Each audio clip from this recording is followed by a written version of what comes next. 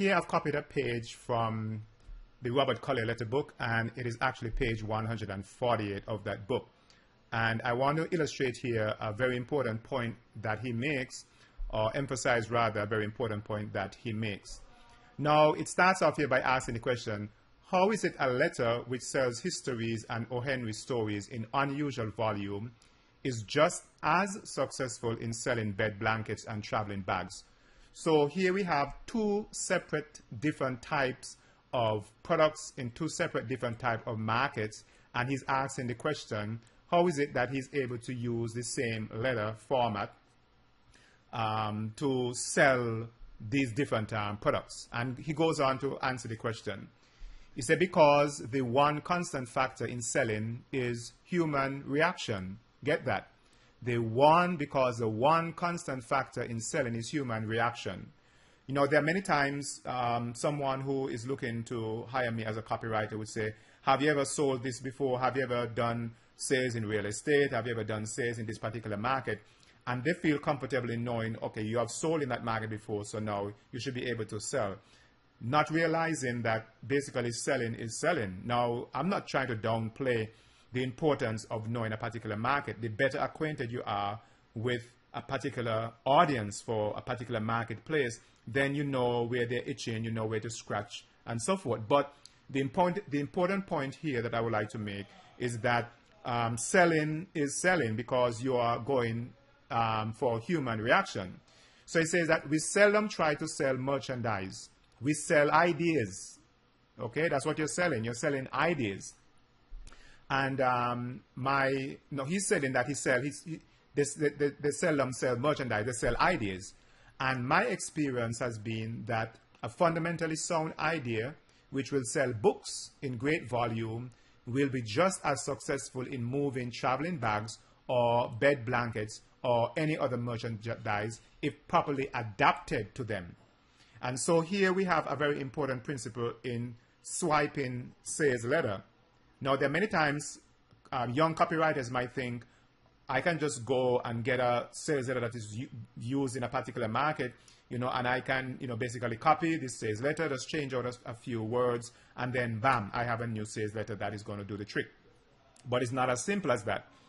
You have to be able to read this sales letter, study the principles that I use, the principle of persuasion that I use in that sales letter, and then after create your own sales letter. Okay? In other words, he's saying here, you have to be able to adapt. So he says, the adapting is the job.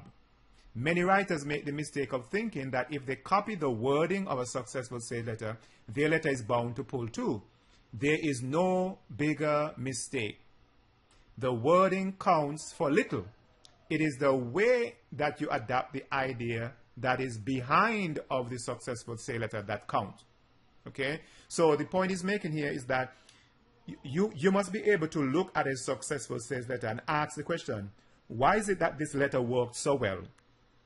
And once you can answer that question, then you can apply the same principle to any other sales letter or any other market that you are writing for.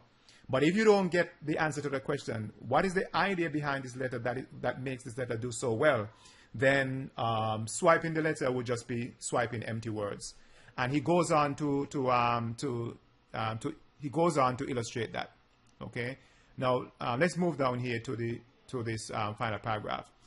It says here, and he goes to illustrate it now.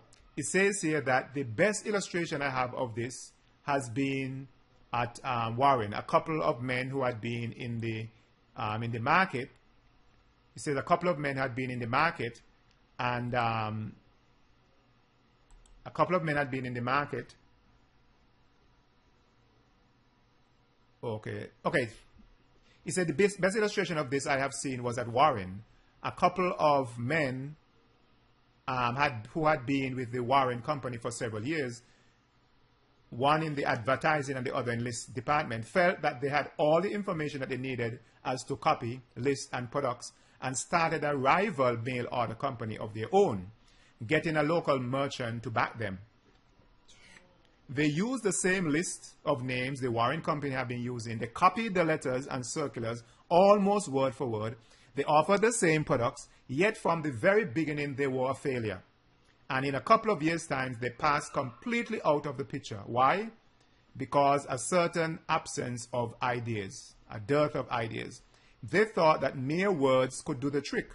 Words are empty sounds. It is the images back of the words that count. In other words, another way of saying it is the idea that is behind the words that really count. Okay? So he's saying here then that the words, that you use, the words that you use and so forth, that's not what's really important. What is important is the idea behind the words. Okay? So here we see therefore then that it doesn't make sense to just look at copy and just blindly copy the copy. You have to know what the idea is behind of the copy. And once you have the idea and know what the idea is behind the copy, then after you can use that same idea and apply it in your situation.